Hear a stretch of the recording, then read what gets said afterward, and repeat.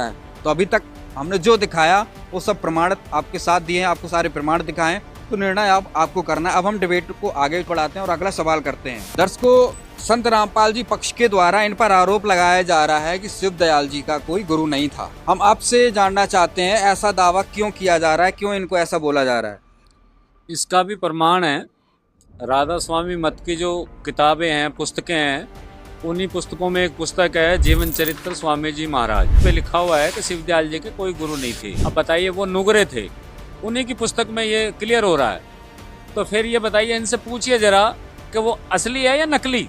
तो ये दावा बिल्कुल सत्य है हमारी तरफ से जी। तो हम राधा स्वामी पंथ के जो सत्संगी हैं उनकी तरफ आते हैं। सर, उनका कहना है कि भाई जो उन्होंने दावा किया वो सही है, वो आपकी पुस्तकों में ही लिखा हुआ है कि भाई उनका कोई गुरु नहीं था। क्या कहेंगे आप? जी हाँ, लिखा तो ठीक ही है, शिव दयाल जी का कोई गुरु नहीं था और ना ही उन्हें कोई गुरु बनाने की आवश्यकता थी, क्योंकि वो खुद ही पूर्ण ज्ञानी पुरुष थे। और जो पूर्ण ज्ञानी पुरुष होता है उसको गुरु बनाने की कोई आवश्यकता नहीं होती है। वो जो है, उनका ज्ञान जो है वो सतलोक से लेके खुद ही आते हैं। दर्शकों, जैसा उन्होंने आरोप लगाया कि भाई उनके गुरु नहीं थे, इन्होंने बताया कि भाई हाँ बात तो सही है, लेकिन उन्होंने एक अलग ही लॉजिक दे दिया कि भाई बात तो सही है, उनको गुरु बनाने की जरूरत नहीं थी। उसमें सही लिखा, उन्होंने कोई गुरु नहीं बनाया था, लेकिन उनको जरूरत ही नहीं थी क्योंकि वो सतलोक से ही सब कुछ लेकर आए थे। सर, क्या कहेंगे इनके उत्तर पे आप? अगर सतलोक से ही सारा ज्ञान लेके आए थे तो कबीर जी का ग्रंथ क्यों पढ़ते थे? वो नानक साहिब जी का ग्रंथ क्यों पढ़ते थे? बताइए, बताते क्यों नहीं? शिव दयाल जी कबीर साहब का ग्रंथ क्यों पढ़ते थे? हाँ जी, इन्होंने कहा कि भाई शिव दयाल जी सतलोक से सारा ज्ञान लेके आए थे, उन्हें गुरु बनाने की आवश्यकता नहीं थी। संत रामपाल जी के भक्तों ने कहा कि भाई अगर वो सतलोक से ही सब कुछ लेकर आए थे तो कबीर जी की वाणियाँ, गुरु नानक जी की वाणियाँ क्यों पढ़ते थे? हाँ जी, आप बताओ। ऐसा है जी कि हमारे परम धनी फुर्सत में वाणियों का रस लेते थे, नहीं तो वो स्वयं पूर्ण ज्ञान के धनी थे। इनका कहना है कि भी राधा स्वामी के जो सत्संगी हैं कि हमारे परम धनी फुर्सत में, जो आपने इन पे आरोप लगाया था, भाई क्यों पढ़ते थे? इन्होंने कहा भाई वाणियों का रस लेते थे। इसे कहते हैं ओवाबाई का ज्ञान। शिव दयाल जी अगर वाणी का रस लेते थे, वे तो परम धनी थे। उन्होंने परमेश्वर कबीर जी की तरह अपनी वाणियों का ग्रंथ क्यों नहीं बनाया? वो दूसरों के ग्रंथ का सहारा क्यों लेते थे? वो परम धनी थे ना, तो वो दूसरों के ग्रंथ का सहारा क्यों लेते थे? पूर्ण धनी तो कबीर परमेश्वर ही थे, जिन्होंने संपूर्ण सतलोक का ज्ञान दिया। दूसरों के ग्रंथों की वाणी से चुरा के ज्ञान नहीं दिया स्वामी शिवदयाल जी की तरह। जहाँ तक वाणी के रस लेने की बात है, तो स्वामी शिवदयाल जी ने कबीर वाणी के रस में अपना अड़ंगा ज्ञान क्यों मिला दिया? पूरा रस ज्यों क्या तो अपने अनुयायियों को क्यों नहीं पिला दिया? कबीर परमेश्वर ने इंदुमती की कथा बताई है, जिसमें इंदुमती सतलोक में कबीर साहब को सिंहासन पर विराजमान साकार रूप में देखती है और वहाँ पे हंस आत्माएं उनको चौवर कर रही हैं। दूसरी ओर स्वामी शिवदयाल जी अपनी किताब संतमत प्रकाश भाग 4 पृष्ठ 264 में बताते हैं कि इंदुमती और कबीर साहब सतलोक गए। वहाँ पे जाके सबसे पहले कबीर साहब सतपुरुष में विलीन हो गए, फिर इंदुमती विलीन हो गई। जब कबीर साहब विलीन हो गए सतपुरुष में, तो इंदुमती किससे बातें किया? तो इसे कहते हैं हुआबाई का ज्ञान। पुरानी कहावत है, चोर चुरावे तुमड़ी गाड्डे पानी माँ, वो गाड्डे वो ऊपर आवे, सच्चाई छानी ना। कबीर परमेश्वर जी ने सतपुरुष को साकार बताया है, जबकि शिवदयाल जी ने निराकार बताया है। कबीर परमेश्वर जी ने सतलोक में सर्व रचनाएं बताई हैं। उन्होंने बताया कि वहाँ पर हंस और परमात्मा अलग अलग रहते हैं, ऐसी ही सृष्टि है। जबकि शिवदयाल जी ने बताया है कि सतलोक में प्रकाश में आत्मा मिल जाती है, ऐसे मिल जाती है जैसे बूंद समुद्र में मिल जाती है। अभी कबीर परमेश्वर जी कहते हैं, गुरु बिन वेद पढ़े जो प्राणी, समझे न सार रहे अज्ञानी। रामकृष्ण से कौन बड़ा, तीनों भी गुरु कीन, तीन लोक के वे धनी, गुरु आगे अधीन। धर्मदास जी कहते हैं, आज मोहे दर्शन दियो जी कबीर, बेड़ा लंघाइयो पर ले तीर। नानक जी फरमाते हैं अपनी वाणी में कि सतगुरु बिन भेटे योग न होई, सतगुरु बिन भेटे मुक्ति ना होई। दादू साहब जी अपनी वाणी में बताते हैं, जिन मोकू निज नाम दिया, सोए सतगुरु हमार, दादू दूसरा कोई नहीं, कबीर सिरजनहार। मलुकदास जी बताते हैं कि जपोरे मन साहेब नाम कबीर, एक समय गुरु बंसी बजाई काल इंद्री के तीर। सुरनर मुनिजन थकत बये हैं, रुक गया दरिया नीर। तो और भी बहुत से संतों और महापुरुषों ने गुरु महिमा का बखान किया है, जबकि शिवदयाल जी कहते हैं कि गुरु बनाने की आवश्यकता ही नहीं है। तो आज ये सर्व समाज शिक्षित है, वो स्वयं निर्णय करे क्या सही है और क्या गलत है। वास्तव में आदरणीय श्री शिवदयाल जी महाराज उर्फ राधा स्वामी जी पूर्व जन्म के भक्ति युक्त पुण्यात्मा थे। वर्तमान में उन्हें शास्त्रानुकूल सत्य भक्ति नहीं मिली, जिस कारण से वे अपनी पूर्व जन्म की कमाई के आधार से ही भक्ति के प्यासे थे। 5-6 वर्ष की आयु में बचपन से ही स्वयं समाधिस्थ हो जाते थे। अपनी पूर्व जन्म की कमाई को समाप्त कर गए, इसीलिए अपनी प्रिय शिष्या बुक्की में प्रवेश होकर बातें करते थे। श्री प्रताप सिंह जी ने जीवन चरित्र हजूर स्वामी जी महाराज वचन 65 में लिखा है कि मैं यानी प्रताप जी तथा श्री शालिग्राम राय साहेब भी कई बार उनसे आदेश प्राप्त करते थे, फिर बुक्की के मुख से स्वामी शिवदयाल जी के प्राप्त आदेश का पालन करते थे। इससे सिद्ध है कि श्री शिवदयाल जी यानी राधा स्वामी ही अपनी प्रिय शिष्या बुक्की में प्रवेश होकर बोलते थे। उस आदेश का पालन श्री राय साहब शालिग्राम जी तथा श्री प्रताप सिंह जी, जो हुजूर स्वामी शिवदयाल जी के सगे भाई थे, करते थे। इससे स्पष्ट है स्वामी शिवदयाल जी अपनी शिष्या बुक्की में प्रवेश कर भक्तमती बुक्की के मुख द्वारा आदेश देते थे तथा मृत्यु के पश्चात भी हुक्का व भोग की सेवा अपनी शिष्या बुक्की जी द्वारा ग्रहण करते थे और बुक्की जी में उसकी मृत्यु तक प्रकट रहे। स्वामी शिवदयाल जी हुक्का भी पीते थे। विचार करें, ऐसी स्थिति तो पितरों तथा प्रेतों की होती है, किसी भी मोक्ष प्राप्त संत के इतिहास में नहीं मिलती। जब जिस पंथ के मुखिया ही विकार नहीं त्याग सके, तो अन्य अनुयायी कैसे विकार रहित हो सकते हैं। इसलिए उस पंथ के भक्ति मार्ग से मोक्ष प्राप्ति की बात कहना ही व्यर्थ है। दर्शकों, अब यहाँ पे 2 बातें स्पष्ट रूप से क्लियर हुई। पहली तो जितने भी संत महापुरुष और परमेश्वर कबीर जी ने भी जो गुरु का महत्व बताया है कि भाई गुरु का महत्व इतना बताया कि बिना गुरु के मुक्ति नहीं हो सकती, इसलिए शिवदयाल जी की मुक्ति नहीं हुई और वो भूत बन गए क्योंकि उन्होंने कोई गुरु नहीं बनाया था। एक चीज़ तो ये क्लियर हुई। दूसरा ये स्पष्ट हुआ कि शिवदयाल जी ने कोई गुरु बनाया नहीं, जैसा कि आपको बताया। तो फिर राधा स्वामी ये जो सत्संगी है, राधा स्वामी जो पंथ है, तो उसको संत मत पंथ को कहना सरासर गलत है, क्योंकि संत मत के प्रवर्तक कबीर साहब जी हैं और राधा स्वामी ने जब गुरु ही नहीं बनाया तो संत मत प्रवर्तक या संत मत पथ जो उनका है तो वो तो बिल्कुल व्यर्थ हो गया, क्योंकि उसके साधना संत मत जो पंथ है उसके विपरीत साधना है शिवदयाल जी की। तो दर्शकों, हम इस निष्कर्ष पर पहुंच चुके हैं। अब हम अगले सवाल की ओर बढ़ते हैं और राधा स्वामी सत्संगी से प्रश्न करते हैं। सर, आपसे हम ये जानना चाहते हैं कि जो भी भक्ति करते हैं या साधना करते हैं या जो भी हम जाप करते हैं, तो क्या उससे हमारे दुखों का नाश हो सकता है? क्या हमारे दुख दूर हो सकते हैं? जहाँ तक भक्ति करने का सवाल है, यह अलग चीज़ है। और दुख के बारे में जो आपने पूछा है, दुख तो भोगने से ही खत्म होता है। जैसे पुण्य कर्मों से सुख होता है और पाप कर्मों से दुख होता है। ऐसा कहना कि भक्ति से आपका पाप कर्म करना समाप्त हो जाएगा, खत्म हो जाएगा, ऐसा कहना सरासर गलत है। ऐसा नहीं हो सकता।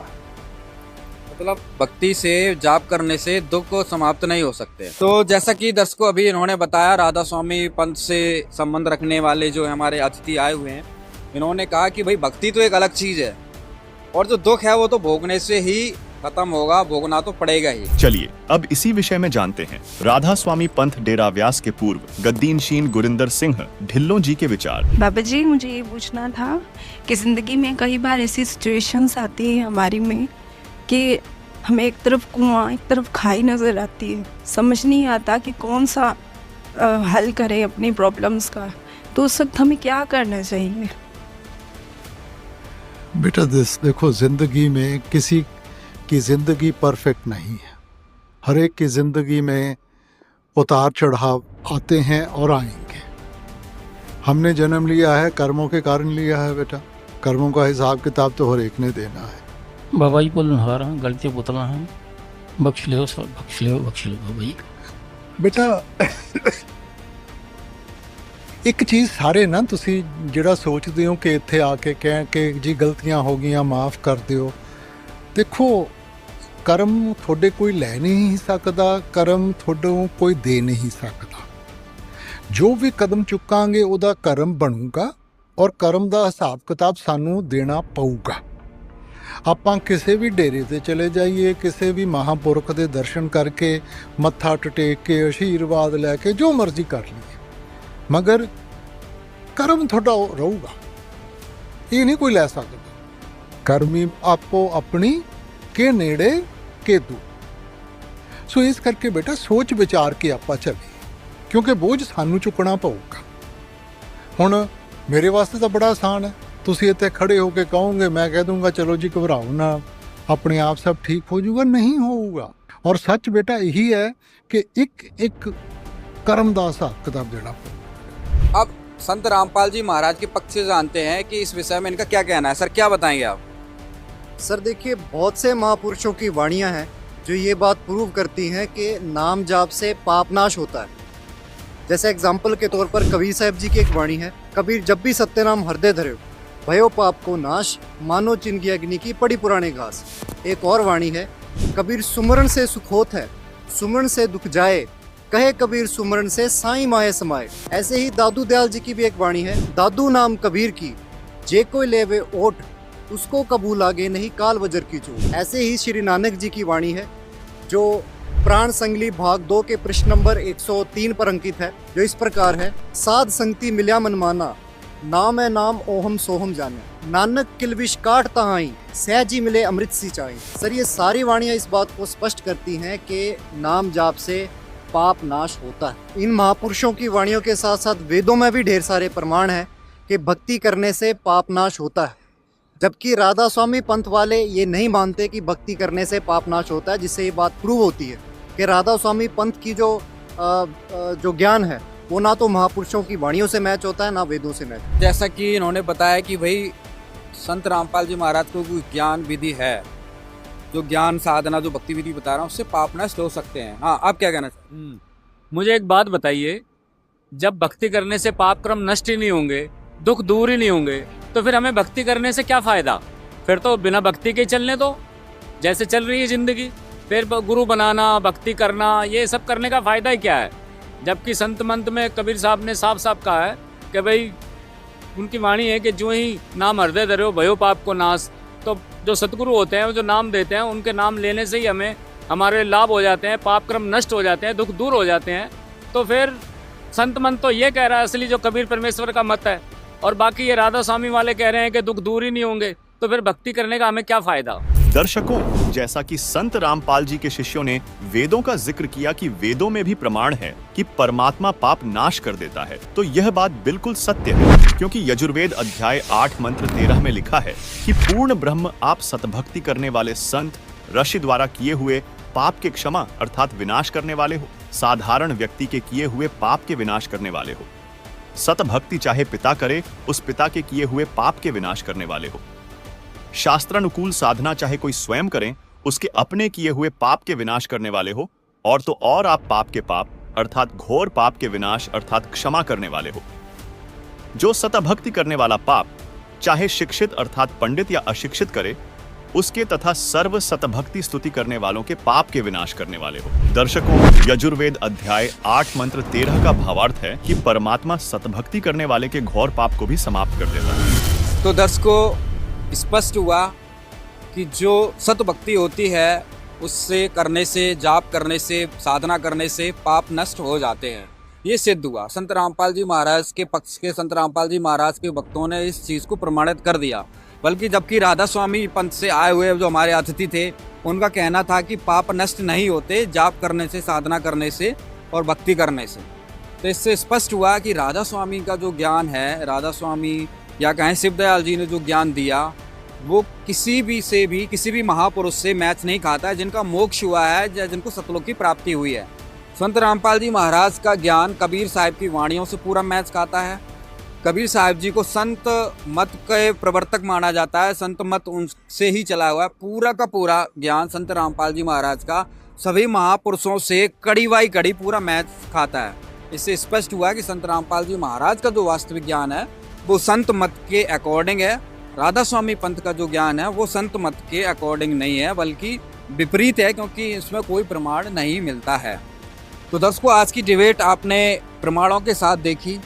आज की इस डिबेट में राधा स्वामी जो धन सतगुरु डेरा सच्चा दिनोद वाले पंथ के जो हमने अतिथि जो बुलाए थे वो आए। इन्होंने अपनी शालीनता से हमारे सभी प्रश्नों का जवाब दिया। इधर से संत रामपाल जी महाराज ने भी इनके प्रश्नों का, हमारे प्रश्नों का शालीनता से प्रमाण सहित उत्तर दिया।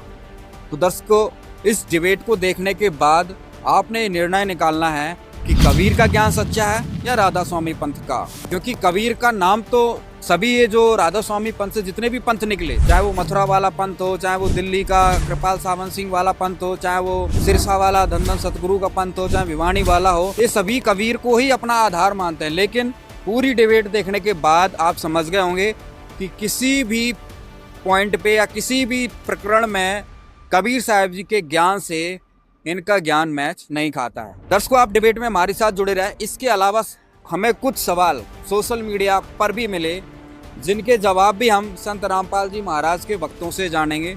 हमारी बहुत सारी वीडियोस हमारे यूट्यूब चैनल्स पे डाली हुई हैं, जिसमें राधा स्वामी पंथ से जो रिलेटेड लोग हैं उन्होंने बहुत सारे सवाल किए। उन सवालों का उत्तर भी हम आपको बताएंगे। जैसा कि सोशल मीडिया पे हमें राधा स्वामी की जो इनके फॉलोवर्स हैं हमारी वीडियोस पे कमेंट मिले, उनका कहना था, उन्होंने सवाल किया कि राधा स्वामी पंथ या उससे जो भी शाखाएं निकली हैं, या जय गुरुदेव है या मथुरा वाले जो भी हैं, उनमें लाखों की संख्या में भक्त हैं, मतलब उनके अनुयायी हैं, क्या वो सर्वमूर्ख हैं? इस संस्था में बहुत शिक्षित वर्ग भी है, जिसमें IAS, IPS तथा वकील, मजिस्ट्रेट भी जुड़े हुए हैं। क्या उन्होंने नहीं पढ़ा होगा?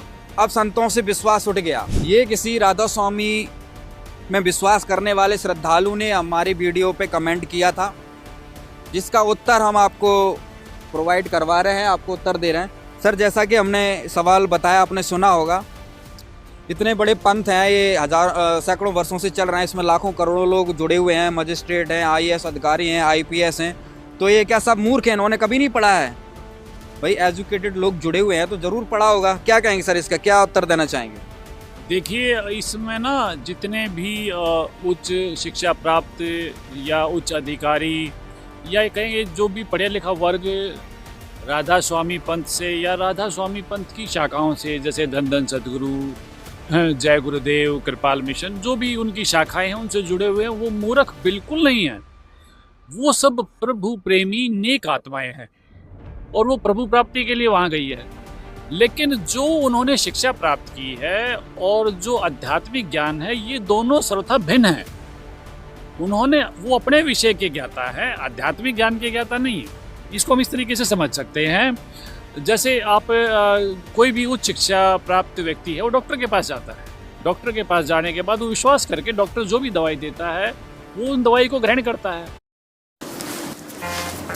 वैसे 1 रुपए से भी बहुत कुछ जीत सकते हैं, बस टैलेंट होना चाहिए। क्या मतलब? भाई में टैलेंट। और कोई भी उच्च शिक्षा प्राप्त व्यक्ति है, वो डॉक्टर के पास जाता है। डॉक्टर के पास जाने के बाद वो विश्वास करके डॉक्टर जो भी दवाई देता है वो उन दवाई को ग्रहण करता है। और डॉक्टर जो दवाई दे रहा है वो ज्ञान उच्च शिक्षा प्राप्त व्यक्ति को नहीं है, क्योंकि डॉक्टर की जो शिक्षा है वो बिल्कुल भिन्न है। लेकिन दूसरा जो डॉक्टर है वो उस दवाई की, उसका जो भी इलाज चल रहा है उसकी समीक्षा कर सकता है। ऐसे ही संत मत में संत जो शिक्षाएं, जो ज्ञान, जो नाम दीक्षा दे रहे हैं, उसकी समीक्षा संत ही कर सकते हैं। सतगुरु रामपाल जी महाराज जी ने राधा स्वामी पंथ की या और अन्यों की भी बहुत अच्छे से ज्ञान की समीक्षा की है और इस ज्ञान को बिल्कुल शास्त्रों के विरुद्ध बताया है और समस्त समाज के सामने इसको उजागर भी किया है। आज सब पढ़े लिखे हैं, शिक्षित हैं। संत रामपाल जी महाराज ने जो कुछ दिखाया है उसको एक बार देखें, उस पर पुनर्विचार करें और उसको समझें। अब रही बात उसकी संख्या की, तो संत रामपाल जी महाराज इसमें खुद का एग्जाम्पल भी देते हुए कहते हैं कि वो स्वयं भी नाम लेने से पहले सालासर है, राजस्थान राज्य में एक चूरू ज़िला है। चूरू ज़िला में एक सालासर गांव है और वहाँ उस मंदिर में हनुमान जी की पूजा के लिए संत रामपाल जी महाराज जाते थे। और जब वो वहाँ जाते तो वहाँ पर राजस्थान के मंत्री, राजस्थान के सेठ या हरियाणा के मंत्री, उच्च शिक्षा प्राप्त अधिकारी आदि सभी लोग जाते थे। तो संत रामपाल जी महाराज उनको देख के संतुष्ट हो जाते थे कि भाई मैं जो भक्ति कर रहा हूँ वो भक्ति सही है, क्योंकि इतने सारे लोग जो हैं वो वहाँ भक्ति कर रहे हैं ना। लेकिन जब उन्हें पूर्ण संत के रूप में स्वामी रामदेवानंद जी महाराज मिले और संत रामपाल जी महाराज जी ने स्वामी रामदेवानंद जी के सानिध्य में सर्वशास्त्रों का अध्ययन किया तो वो स्तब्ध रह गए। उन्होंने पाया कि जो सर्व हिंदू समाज है और वो जो भक्ति कर रहा है वो भक्ति तो उनके शास्त्रों के पूर्ण रूप से विरुद्ध है। अब जैसे हिंदू समाज को नहीं पता कि आदरणीय श्री ब्रह्मा जी, श्री विष्णु जी और श्री शिव जी के माता पिता कौन है, ये इन्हें ही मृत्युंजय, कालजय, अजर, अमर आदि मानते हैं, सृष्टिकर्ता मानते हैं। जबकि जो हमारे पवित्र ग्रंथ हैं, जैसे आदरणीय देवी भागवत पुराण है और पवित्र शिव पुराण है, तो उसमें देवी भागवत पुराण के 3 स्कंद में और पवित्र शिव पुराण के रुद्र संहिता भाग 6 और 7 में ये स्पष्ट किया गया है कि ब्रह्मा, विष्णु, महेश जो हैं वो काल, ब्रह्म और दुर्गा जी के पुत्र हैं। और देवी भागवत पुराण में स्वयं देवता ये बात कह रहे हैं कि हमारा तो आविर्भाव और तिरोभाव अर्थात जन्म और मृत्यु हुआ करती है। अब पवित्र गीता जी भी 7वां अध्याय और श्लोक 12 से 15 में भी रजगुण ब्रह्मा, तमगुण शिव और सतगुण विष्णु की पूजा करने वालों को मूर्ख बता रही है। और एक बहुत बड़ा प्रमाण गीता अध्याय 14 के 3 से 5 में भी है, जहाँ पर ये स्पष्ट होता है कि काल ब्रह्म जो गीता ज्ञान दाता है वो तो तीनों देवताओं अर्थात तीनों गुणों का पिता है, प्रकृति अर्थात दुर्गा इनकी माता है, और तीनों जो देवता हैं वो जीव को शरीर के साथ बांधते हैं अर्थात ये मुक्ति में बाधक हैं। अब ये जो सर्व ज्ञान है ये हमारे पवित्र वेद शास्त्रों में वर्णित है, और ये सारी चीज़ें गीता जी जो है वो पवित्र वेदों का सारांश है। अब सारांश है तो ये सारी चीज़ें में बहुत सांकेतिक शब्द है, सांकेतिक शब्दों को संत समझ सकते हैं। तो सतगुरु रामपाल जी महाराज ने इन सांकेतिक शब्दों को समझा, इनके भेद को उजागर किया और सर्व समाज को इनके भेद बताए। यदि बहु शिक्षा प्राप्त या उच्च अधिकारियों को किसी भी मत का, किसी भी ज्ञान का परिचायक माना जाए तो भारत की तकरीबन 70 करोड़ हिंदू जनसंख्या, जिसमें प्रधानमंत्री से लेकर जज तक सभी हैं, और तकरीबन सभी जो हैं वो अपने शास्त्रों के विरुद्ध पूजा कर रहे हैं। अब ये जो हमारे शास्त्र हैं, इन शास्त्रों में वेद और गीता जी है, जिसमें जिनका जो भेद है वो संत समझ सकते हैं। इनमें सतलोक की और सतपुरुष की जानकारी है, लेकिन उनकी प्राप्ति की विधि जो है वो स्वयं कबीर परमेश्वर आते हैं अपने ज्ञान में इनकी प्राप्ति की विधि, सतलोक प्राप्ति की या सतपुरुष प्राप्ति की विधि हमें बताते हैं। अब संत रामपाल जी महाराज जी को पहले भी हमने बताया कि सुचारू रूप से वो सारा ज्ञान प्राप्त हुआ है, और सार शब्द की जानकारी आज पूरी पृथ्वी पर संत रामपाल जी महाराज जी को है। अब इसी चीज़ को अगर हम थोड़ा सा समझें तो हिंदू समाज को अपनी पवित्र गीता जी में देखना चाहिए कि अध्याय 16 के 23 और 24 में ये कहा है कि भाई सत्य और असत्य की स्थिति में शास्त्र ही प्रमाण है, कोई किसी प्रकार की संख्या बल इसका प्रमाण नहीं है।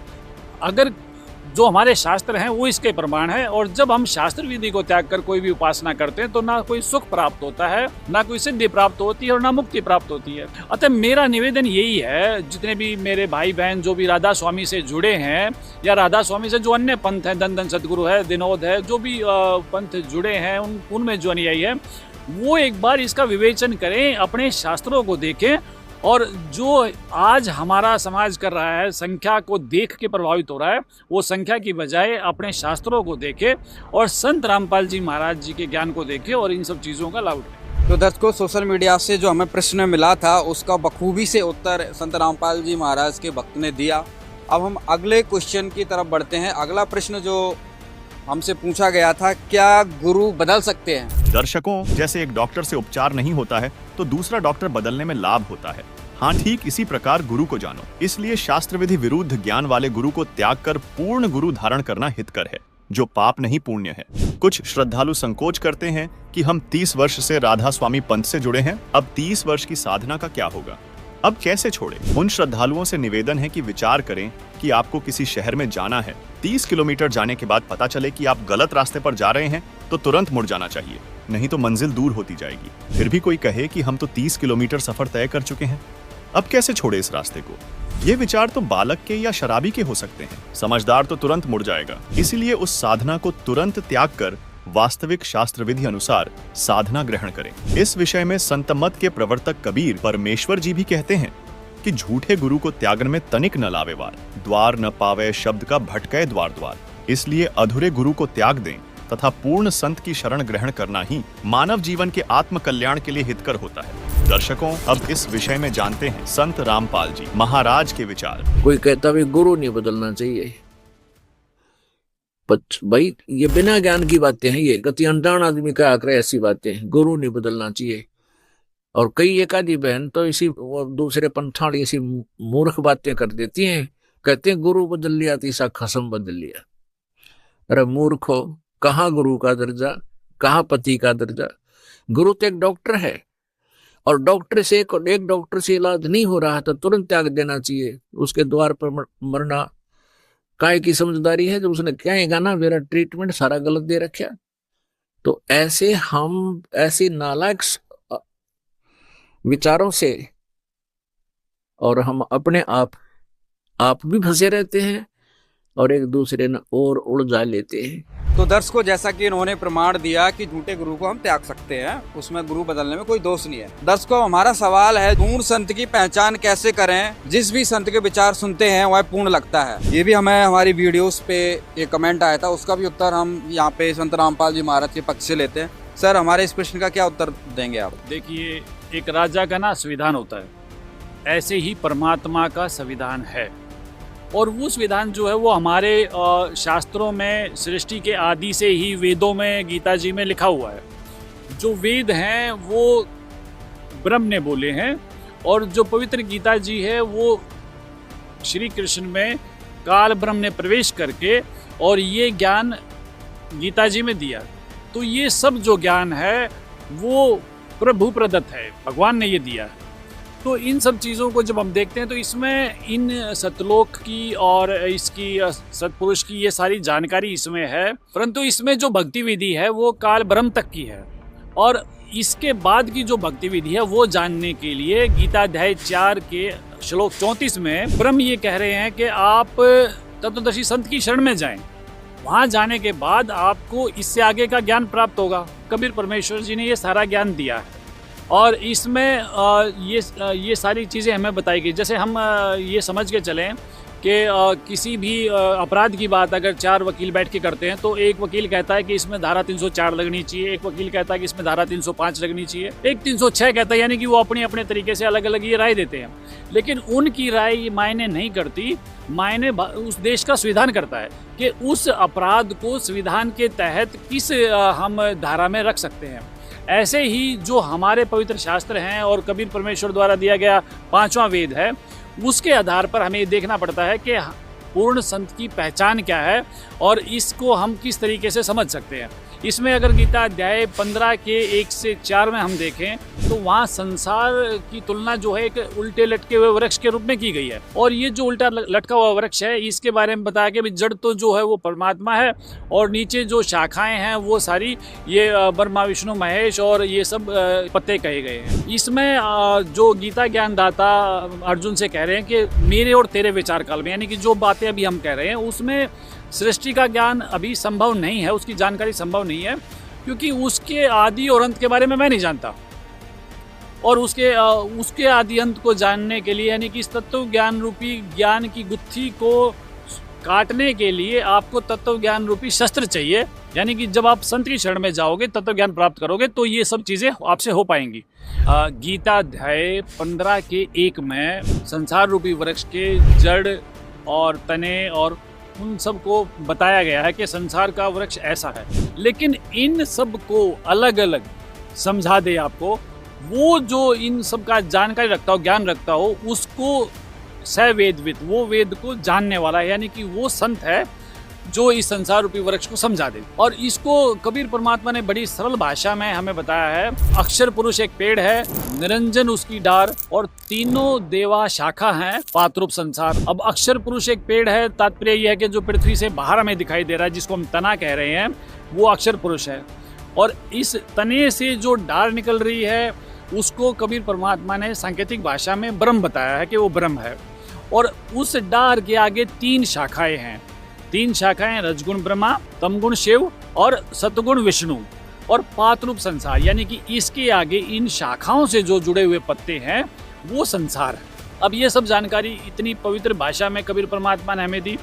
अब इसी को कबीर जी ने कबीर सागर में जीव धर्म बोध के प्रश्न नंबर 1960 में बताया है कि संत की पहचान क्या है। उसमें कहा है कि गुरु के लक्षण 4 बखाना। प्रथम वेद शास्त्र का ज्ञाना, दूजा भक्ति मन कर्म वाणी, तीजा समदृष्टि कर जानी, चौथा वेद विधि सब कर्मा, यह 4 गुरु गुण कहो मर्म। इसका अर्थ भी सदगुरु रामपाल जी महाराज जी ने बहुत सरल शब्दों में समझाया है कि गुरु जी के जो लक्षण हैं, सदगुरु जो पूर्ण संत के जो लक्षण हैं, वो 4 भागों में बांटे हैं। पहला तो ये है कि वो पूर्ण रूप से वेद शास्त्रों का ज्ञान रखते हैं। दूसरा, जो वो खुद भी वेद शास्त्रों के अनुकूल ही भक्ति करते हैं और दूसरों से करवाते हैं। और तीसरा, सब वो कोई भेदभाव नहीं करते, समदृष्टि रखते हैं। हर प्रकार जो ऊंच नीच का भेदभाव है वो किसी भी प्रकार से इन चीज़ों में नहीं होते, वो समान समझते हैं सभी को। और चौथा, वेद विधि सब कर्मा, उनके जो कर्म होते हैं वेदानुकूल होते हैं और ये संत की पहचान होती है। अब ये जो पहचान हमारे शास्त्रों में दी गई है या हमारे कबीर परमेश्वर ने 5वें वेद में दी है, आज के वक्त में अगर आप इसको देखोगे तो ये सारी पहचान सदगुरु रामपाल जी महाराज पर सटीक बैठती है।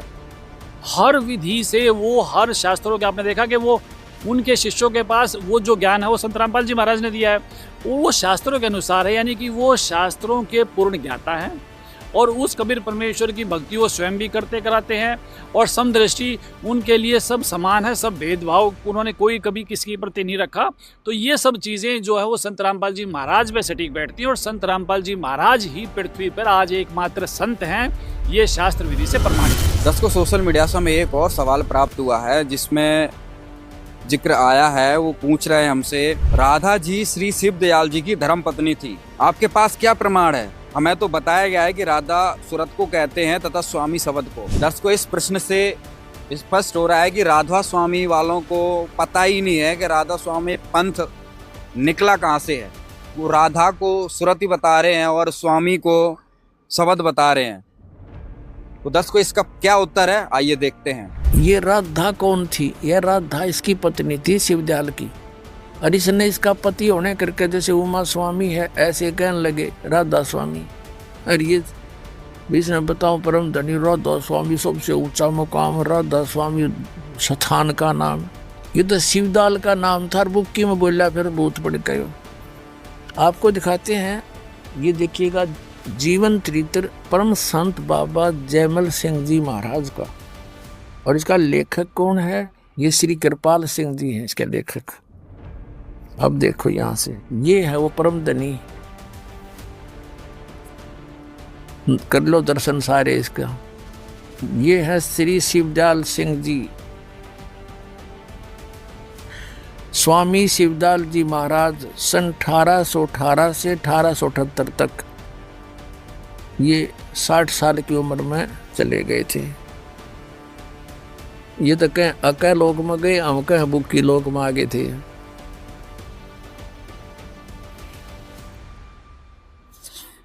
अब ये कहाँ से छपा है? प्रकाशक सावन कृपाल publications, spiritual society, 2 canal road, Vijayanagar, Delhi में। मुद्रक है printex 1/7442 east Gorakh park, Sadra, Delhi से। और इसके लेखक हैं ये कृपाल सिंह जी, परम संत कृपाल सिंह जी महाराज। ये 1894 से 1974 तक इनका जीवन रहा। और ये श्री कृपाल सिंह जी श्री हजूर बाबा सावन सिंह जी महाराज के श्री चरणों कमलों बैठकर लेखक ने नाम का अमृत रसपान किया। ये लेखक है इसका, ये कृपाल सिंह और सावन सिंह जी का शिष्य था। इन्होंने क्या लिखा इसमें, ये देखिएगा पृष्ठ नंबर 56 पे। इसका ये वही है जीवन चरित्र बाबा जयमल सिंह। यहाँ लिखा कि स्वामी जी महाराज की धर्मपत्नी। कौन से स्वामी जी? ये शिवदयाल जी की। चलिए यहाँ से सारा शिवदयाल जी के विषय में चला रहे हैं। ये सुबह सवेरे हजूर स्वामी जी महाराज सत्संग करते थे। गुरु ग्रंथ साहब का या कबीर साहब या दूसरे संतों की वाणियों का अनंत भंडार से परमार्थ से के रत्न जोहार निकाल कर संगत के सामने रखते थे। सुबह के सत्संग के बाद उपस्थित लोग भोजन पाते थे। अब यहाँ लिखा कि स्वामी जी महाराज की धर्मपत्नी श्रीमती नारायणी देवी जी, जिन्हें बाद में लोगों ने प्यार से और श्रद्धा से राधा जी के नाम से सम्मानित किया। ये शिवदयाल जी की पत्नी थी नारायण देवी, और इसको फिर राधा जी कहने लग गए। ये राधा स्वामी इसका पति शिवदयाल, राधा स्वामी मीन शिवदयाल। साथ ही राधा स्वामी पंथ की पुस्तक सार वचन राधा स्वामी खंड बंद की भूमिका के वचन आखिरी संख्या नंबर 5 में लिखा है कि अंत समय में सर्व संगत से कहा था कि स्वामी जी महाराज यानी श्री शिवदयाल जी ने राय साहिब सालग्राम और कुल साधुओं व सत्संगियों व सत्संगिनों की तरफ मुतवज्जा होकर फरमाया कि जैसा मुझको समझते हो वैसा ही अब राधा जी को समझना। फिर नीचे क्लियर भी किया गया है कि असली नाम माता जी का माता नारायण देवी जी था, लेकिन चूंकि सेठ प्रताप सिंह जिन्होंने यह वचन लिखे हैं उनको राधा जी के नाम से पुकारते थे, इस वास्ते यहाँ राधा जी ही दर्ज है, जिससे स्पष्ट है कि श्री शिवदयाल जी की धर्मपत्नी श्रीमती नारायणी देवी को राधा कहते थे तथा श्री शिवदयाल जी को राधा का स्वामी अर्थात राधा स्वामी कहने लगे। जैसे भगवान शिव जी को उमा स्वामी भी कहते हैं। उमा यानी पार्वती का पति स्वामी होने से उमा स्वामी नाम श्री शिव जी का ही बोधक है। इसी प्रकार राधा स्वामी नाम श्री शिवदयाल जी का बोधक है। दर्शकों, सोशल मीडिया से जो हमें सवाल मिले हैं जिनका हम उत्तर इन संत रामपाल जी महाराज के पक्ष से ले रहे हैं। अगला सवाल हमें प्राप्त हुआ है, राधा स्वामी पंथ तथा उससे निकली शाखाएं मानती हैं कि हमारा ज्ञान वेदों और गीता से आगे का है।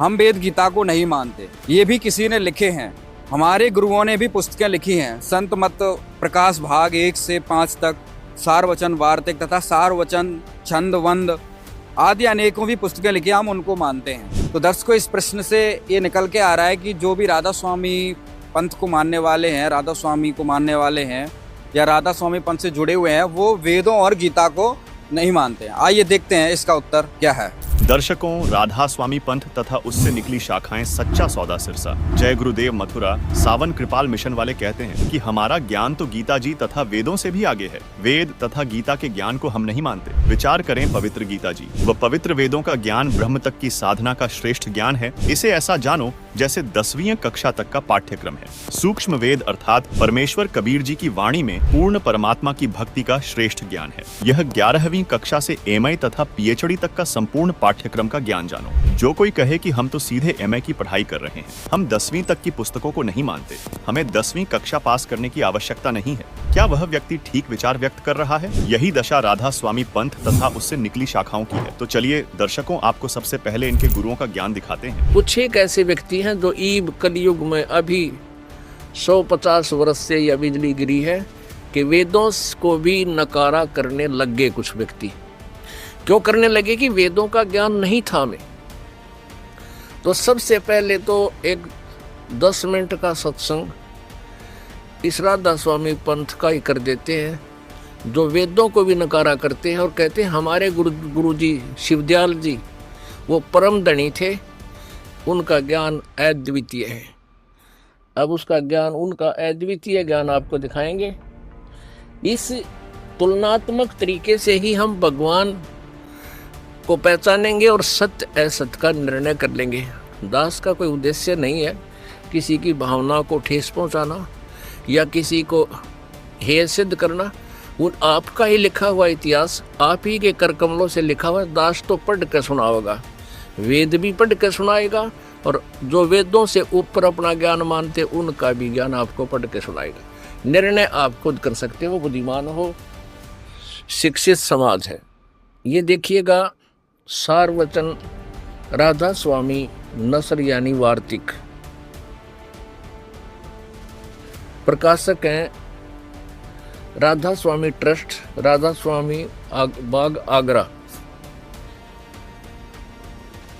कोई भी साहिब बिना इजाजत इस पोथी को नहीं छाप सकते। 19वीं बार छपा है ये 2001 में, 19वीं बार। और 7,000 एक बार में छपया है।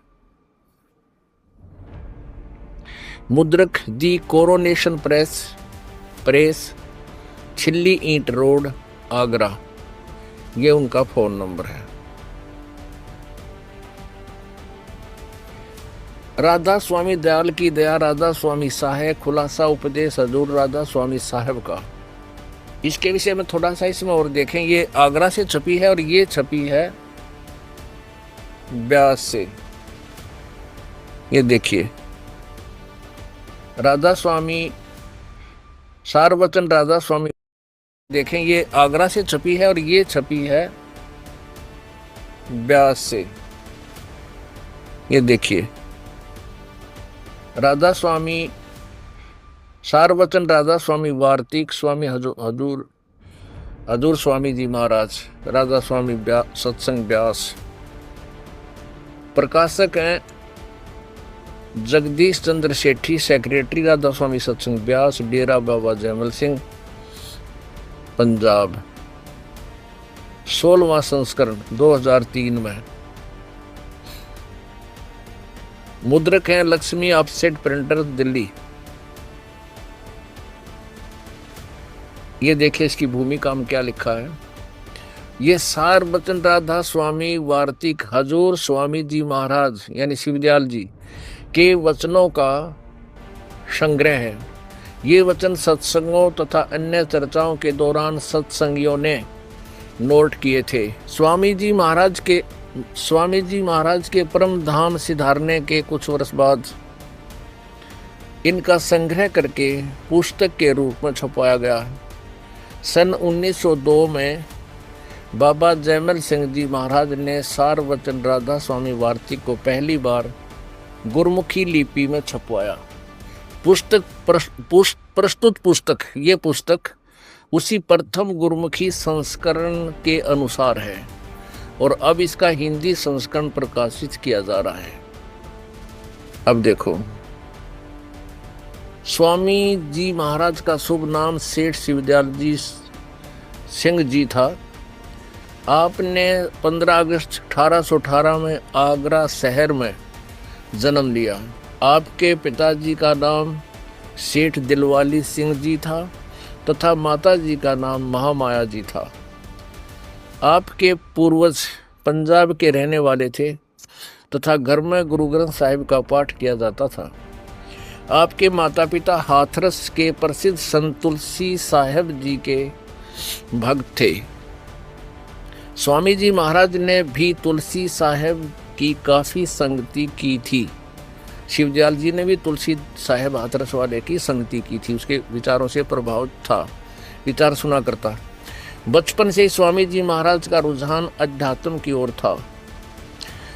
अपने एक कमरे में बैठकर 17 वर्ष सूरत शब्द योग का अभ्यास किया। अब ये हमने ये हो गया कि ये श्री शिवदयाल जी फाउंडर ऑफ राधा स्वामी पंथ, राधा स्वामी पंथ के संस्थापक श्री शिवदयाल जी महाराज के वचन हैं जो दास आपको सुना होगा। जिसको राधा स्वामी वाले श्रद्धालु वेदों से भी सुप्रीम मानते हैं। देखिए स्वामी जी के बोल। ये है प्रश्न नंबर 13, यहाँ 12 है, ये 13 पर हम पढ़ेंगे। राधा स्वामी दयाल की दया, राधा स्वामी साहेब, खुलासा उपदेश हजूर स्वामी राधा स्वामी साहेब का वचन। यह जगत नासवान है और ये सब असबाब भी इसका नासवान है। ये दफा प्रथम इसके यहाँ पढ़ेंगे। सिर्फ काम इतना है कि इंसान यानी मनुष्य अपनी सूरत यानी रूह को उसके खजाने और निकास यानी मुकाम सतनाम और राधा स्वामी में। अब यहाँ देखना है कि सतनाम को, अब ये स्थान बोल रहे हैं श्री हजूर परम धनी शिवदयाल जी महाराज। सतनाम मुकाम और राधा स्वामी भी मुकाम यानी स्थान में पहुँचावे। अब आगे देखो 3 नंबर में, जितने आचार्य और महात्मा और अवतार और पैगंबर हर एक मजहब में हुए हैं, वे सब अपने अभ्यास के जोर से अंतर में तरफ मुकाम असली के चले। वह ध्यान मैंने क्या असली स्थान की तरफ चले, पर सब के सब दूर स्थान तक नहीं पहुँचे। सो बहुत से तो मंजिल पहली पर, और कोई दूसरी मंजिल पर, और कोई तीसरी मंजिल पर, कोई साहद, कोई बिरले साहद और प्रेमी मंजिल तीसरी तक पहुँचे। सिर्फ संत मंजिल पांचवी यानी सतनाम। अब देखो इनकी अकल है, इस सतनाम को मंजिल कहें स्थान, और कोई बिरले संत मंजिल आठवीं यानी राधा स्वामी स्थान। अरे वाह, आठवीं मंजिल राधा स्वामी तक पहुँचे। इस स्थान से, अब राधा स्वामी स्थान का है, इस स्थान से आदि में सूरत का तंजुल यानी उतार हुआ है। आगे देखो, अब इन्होंने गीता की तरह श्लोक बना रखे इसके वचनों के। अब 4 नंबर वचन, इसके 4था नंबर बोल सुनिए। स्वामी शिवदयाल जी, फाउंडर ऑफ राधा स्वामी पंथ, यानी राधा स्वामी पंथ के संस्थापक के। अब समझना चाहिए कि राधा स्वामी पद सबसे ऊंचा स्थान है, मुकाम है। अब क्या कह रहे हैं कि अब पिछले से हिसाब ला लिया कि अब समझना चाहिए। ये वचन है श्री शिवदयाल जी के, एज इट इज रिकॉर्डेड, जो उसने सत्संगों में बोला, प्रवचनों में। अब समझना चाहिए चौथे वचन में और प्रश्न नंबर 15 पे। अब समझना चाहिए कि राधा स्वामी पद सबसे ऊंचा मुकाम है, यानी स्थान है। और देखिए आगे, और यही नाम कुल मालिक और सच्चे साहब का है और सच्चे खुदा का है।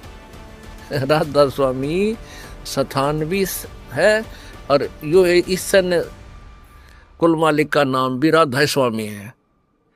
आगे देखो, इस मुकाम से 2 स्थान नीचे सतनाम का मुकाम है। सतनाम, यहाँ तो सतनाम न मुकाम कहे हैं ये भले आदमी, 5वीं मंजिल सतनाम, और फिर ने कहा सतनाम का मुकाम है। तो सतनाम यू स्थान होया, स्थान का स्थान है। जानते देखियो बुद्धिमान समाज, कोई बालक नहीं आप। ठीक है, अभी तक हमारा मोतिया बंद कर रखा था इन अज्ञानी अनाड़ी संतों ने, नकलियों ने।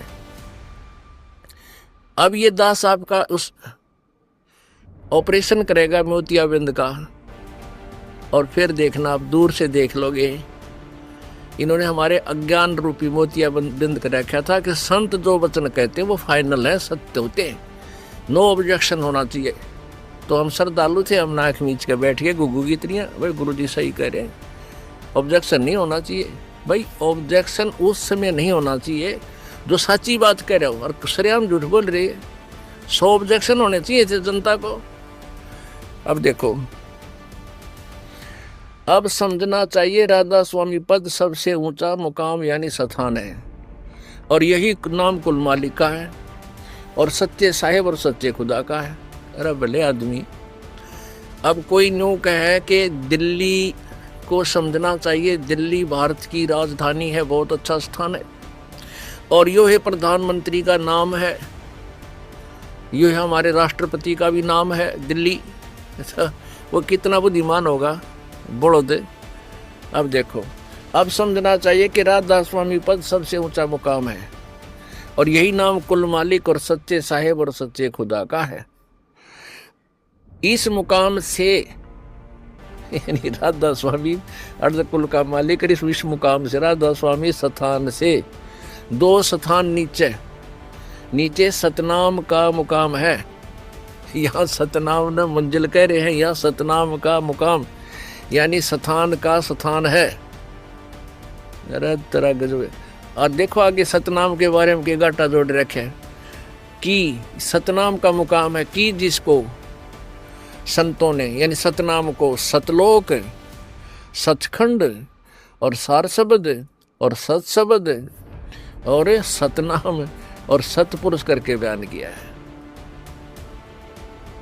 बताओ भाई, इसका कोई सर पैर है इनकी वाणी का, परम धनी के वचन का। कहते सतनाम को, और सतनाम तो ये 2 अक्षर का नाम है, 2 अक्षर का। एक इसमें ओम और दूसरा ये तत् गुप्त है जिसको सतनाम प्राप्त हो चुके आप जी को, आप समझ रहे होंगे। और ये सतनाम का निर्णय मेरा यू खान का है, पीण का है, कि तो यू मार आदमी है, कि या कोई पृथ्वी स्थान है, कोई लोक है। यू के कहें इसी को तो सतनाम कहें, इसी को सचखंड, इसी को सतलोक, यू सार शब्द और यू सार नाम। आगे देखो, इस चित्र को देखिएगा, इससे आपको कंसेप्ट क्लियर हो जाएगा। ये देखिएगा चित्र,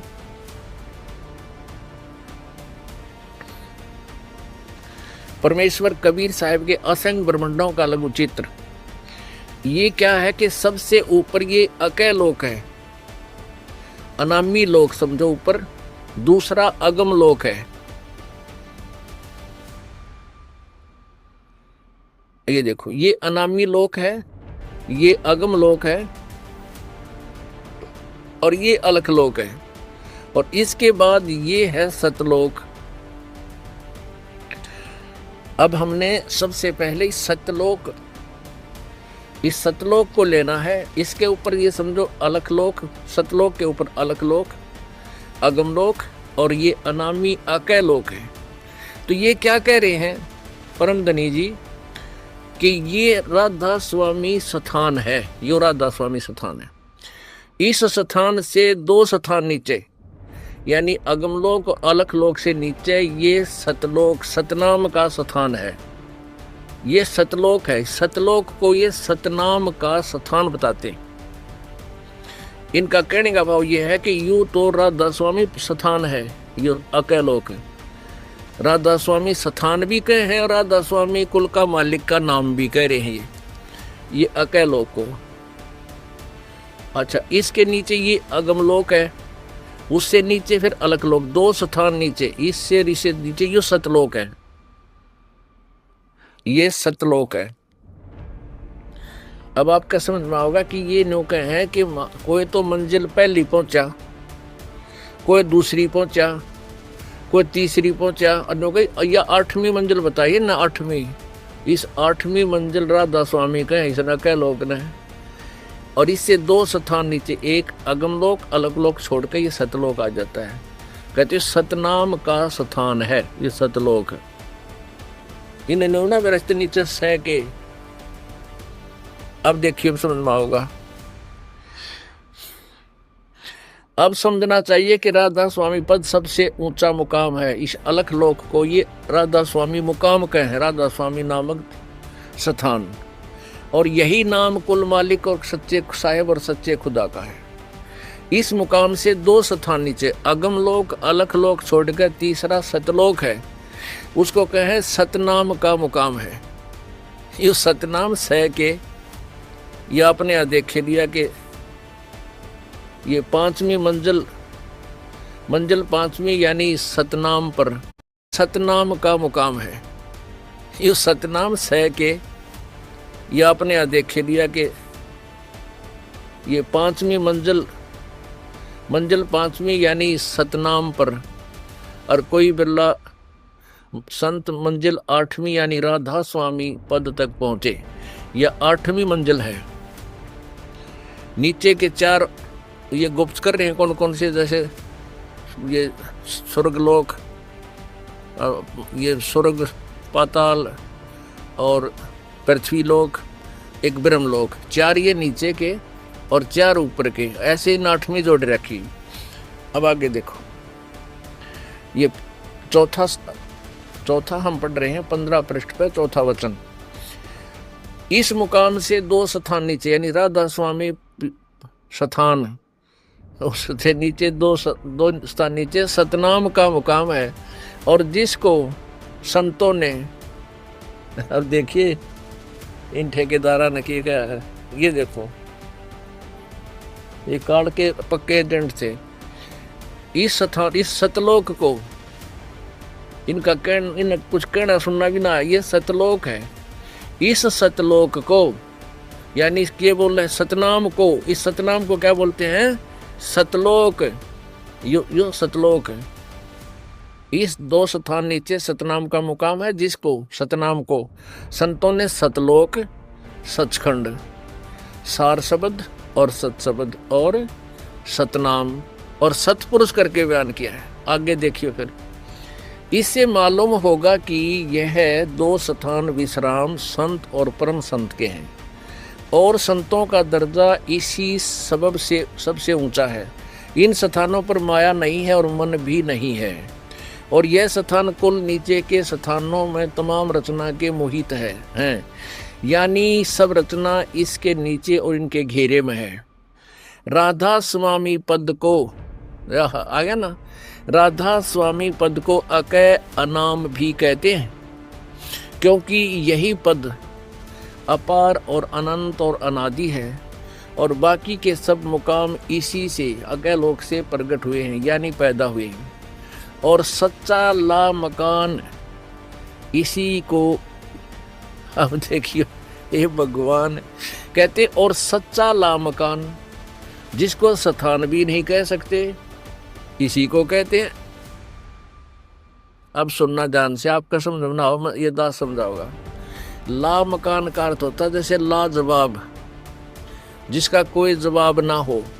ला मकान माने जिसका, राधा स्वामी को ये स्थान भी कह रहे हैं और कहते हैं राधा स्वामी पद से, स्थान से सबका निकास हुआ है। कहते हैं इसको यह ला मकान, यानी जिसका कोई स्थान ना हो, और इसी को कहते हैं। ये देखो, राधा स्वामी पद को अकय अनाम भी कहते हैं, क्योंकि यही पद अपार अनंत और अनादि है, बाकी के सब मुकाम इसी से प्रकट हुए हैं, यानी पैदा हुए हैं। और सच्चा ला मकान सच्चा और अनंत और अनादि है, बाकी के सब मुकाम इसी से प्रकट हुए हैं, यानी पैदा हुए हैं। और सच्चा ला मकान, सच्चा ला मकान, ला मकान माने जिसका कोई स्थान ना हो, जिसको स्थान भी नहीं कह सकते, जिसका ला मकान यानी जिसको स्थान भी नहीं कह सकते, और इसी को कहते हैं। 7 जन्म पढ़ लियो इस सेंटेंस ने, चौथे इस वचन ने, जब सारी उम्र भी तुम इसका कोई निष्कर्ष निकाल देते हैं। कोई सर नहीं, कोई पैर नहीं करने को। ये तो वेदों और गीता से भी ऊपर की वाणी है हमारे परम संतों की, ये बर रखे डले इसके अंदर। अब इन कहेंगे बेरा हो तो लिखें, बोली आत्माओं को उड़ जागे। अब ये देखो, राधा आगरा से छपी हुई,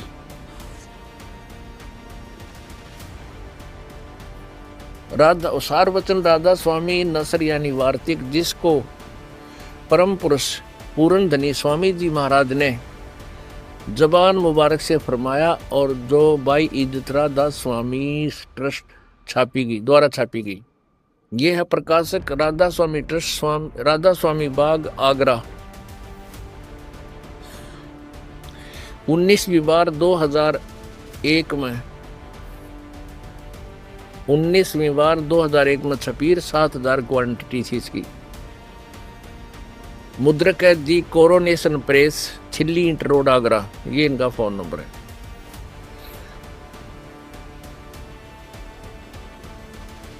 इसमें भी यही ये जो कहते हैं, इसमें कोई इतना भी अंतर नहीं है। यहाँ लिखा है सिर्फ काम इतना है कि इंसान यानी मनुष्य अपनी सूरत यानी रूह को अपने खजाने और निकास यानी मुकाम सतनाम और राधा स्वामी में पहुंचावे। स्थान, अच्छा, जितने आचार्य और महात्मा और अवतार पैगंबर हर एक मज़ में हुए हैं, वे सब अपने अभ्यास के जोर से अंतर की तरफ चले, मुकाम असली के चले, यानी राधा स्वामी मुकाम को चले, पर सब के सब धुर स्थान तक नहीं पहुँचे। सो बहुत से तो मंजिल पहली, देखो मंजिल का 1 नंबर है ना, मंजिल का अर्थ इन्होंने यहाँ क्या किया है, स्थान। मंजिल माने स्थान, ठीक। मंजिल पहली पर और कोई दूसरी मंजिल पर, और कोई बिरले साहद, कोई प्रेमी मंजिल तीसरी तक पहुँचे, और सिर्फ संत मंजिल 5वीं यानी सतनाम पर, और कोई बिरले संत मंजिल 8वीं यानी राधा स्वामी पद तक पहुँचे। अब देखो चौथे में, अब समझना चाहिए कि राधा स्वामी पद सबसे ऊंचा मुकाम स्थान मंजिल है, और यही नाम कुल मालिक और सच्चे साहिब और सच्चे खुदा का है। और इस मुकाम से 2 स्थान नीचे सतनाम का मुकाम है। सतनाम का स्थान है। वहाँ तो सतनाम ने ये स्थान कह रहे हैं मंजिल, यहाँ तो ये मंजिल कह रहे हैं। 5वीं मंजिल यानी स्थान सतनाम पे, और यहाँ कहते हैं सतनाम का मुकाम। अब इस मुकाम से 2 स्थान नीचे उस राधा स्वामी स्थान तय यानी से नीचे 2 स्थान नीचे सतनाम का मुकाम। अब इस मुकाम से 2 स्थान नीचे उस राधा स्वामी स्थान तय यानी अकैलोक से नीचे 2 स्थान नीचे सतनाम का मुकाम है। और जिसको संतों ने सतलोक, सचखंड और सार शब्द और सतशब्द और सतनाम और सतपुरुष ये पूर्ण परमात्मा करके का, यानी अब देखो पुण्यात्मा इनका डमडमा, जैसे किसी जंगली ने जिंदगी में कार देखी ना, पेट्रोल देखा ना, सड़क देखी ना, ड्राइवर देखा, और वहाँ उन जंगल में टोर बनाता हूँ कि मैं शहर में घूम के आता हूँ, कार में बैठता हूँ, और कोई पूछे कार को ड्राइवर चलाता है तो कोई पूछे कि कार कैसी होती है, पेट्रोल कैसा होता है, सड़क कैसी होती है, शहर कैसा होता है, ड्राइवर कैसा है, तो वो व्याख्या करे कि कार को ही शहर कहते हैं, कार को ही शहर कहते हैं, ड्राइवर कहते हैं, उसी को पेट्रोल कहते हैं, उसी को सड़क कहते हैं, और वो ही ड्राइवर है। अरे तरह गजब हुई या कोई व्याख्या हुई? उसने कदे जिंदगी में कार देखी ना, सुनी किसी से, वैसे अधूरी से दूरी। तो ये वचन है इनके परम धनी के, जो ये कहते हैं कि हम वेदों और गीता को नहीं मानते। और परमेश्वर कबीर जी ने जो ज्ञान दिया वो पूर्ण परमात्मा थे, वो उसका समर्थन सभी सदग्रंथ करते हैं। बालक भी ना बोला ये वचन, तो इसके परम धनी ने बोल रहा कि यार ये टीचर को आध्यात्मिक कख भी नहीं पता इनको, बैठा दिए, इतने जीवन बर्बाद कर दिए, इन सतनाम का नहीं पता चला, सारी उम्र खो दी, 150 वर्ष हो गए, डले डोचा ने करोड़ों व्यक्ति डबो दिए, काल के मुंह में फंसा दिए। को आपने पूरी हमारी डिबेट देखी, सभी लोगों के सवाल जवाब लिए, अब निष्कर्ष आपको निकालना है कबीर का ज्ञान सच्चा है, राधा स्वामी पंथ का। लेकिन इसी के साथ आपको एक बहुत ही चौंकाने वाली बात बताने जा रहे हैं, बहुत ही हैरान करने वाली बात बताने जा रहे हैं, जिससे आप जो भी राधा स्वामी पंथ के जो लोग अगर हमारी वीडियो को देख रहे हैं वो सोचने पर मजबूर हो जाएंगे कि ऐसी क्या बात है। दर्शकों, जो आप ये लोग देख रहे हैं जो आज हमारी डिबेट में शामिल हुए हैं संत रामपाल जी महाराज के पक्ष की तरफ से, ये पक्ष तो है राधा स्वामी पंथ का। जैसे हमने बताया था, हमने अतिथि रूप में इनको निमंत्रण भेजा था, ये हमारे साथ आए, ज्ञान चर्चा में उन्होंने भाग लिया। लेकिन जो संत रामपाल जी महाराज की तरफ से ही जो आए, जो संत रामपाल जी महाराज के भक्त थे जिन्होंने अपना पक्ष रखा, ये पहले के एक्स राधा स्वामी हैं। मतलब कि इन्होंने पहले ये राधा स्वामी पंथ से ही जुड़े हुए थे, कोई धन सतगुरु से जुड़ा हुआ था। इन्होंने अपने जीवन का 30-30, 40-40 वर्ष राधा स्वामी पंथ में गुजारा। आपको सुनकर हैरानी लग रही होगी, फिर ये संत रामपाल जी महाराज से क्यों जुड़े? इतने वर्षों तक अगर राधा स्वामी पंथ से जुड़े तो संत रामपाल जी महाराज के पंथ से क्यों जुड़े? आइए आपको इनसे ही बातचीत कराते हैं और इनसे ही आपको इस प्रश्न का उत्तर दिलवाते हैं कि भाई इन्होंने क्यों छोड़ा। अगर आप भी पीढ़ियां दर पीढ़ी राधा स्वामी से जुड़े हुए हैं, आप भी 30, 40, 50 वर्षों से राधा स्वामी पंथ में जुड़े हैं, तो ये लोग जो आज यहाँ पर इकट्ठे हुए हैं, इनकी बातों को सुनकर आपने भी ये विचार करना है क्या वाकई हम एक सही जगह पर जुड़े हैं या कहीं पर गलत जगह पर फंसे हुए हैं। सर, क्या नाम है आप? नवल किशोर। नवल किशोर जी, राधा स्वामी पंथ में आप कब जुड़े थे? वैसे तो हम बचपन से ही जुड़े हुए थे एक किस्म से, क्योंकि हमारे माँ बाप राधा स्वामी थे। तो जब हम छोटे थे बचपन में उनके साथ जाते थे, फिर धीरे धीरे हम उन्हीं के ही हो गए मुरीद।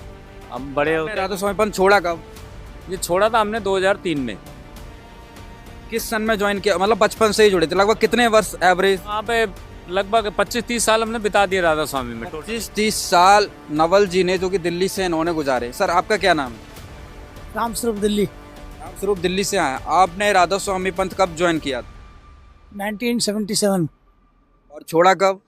2005। 2005 में।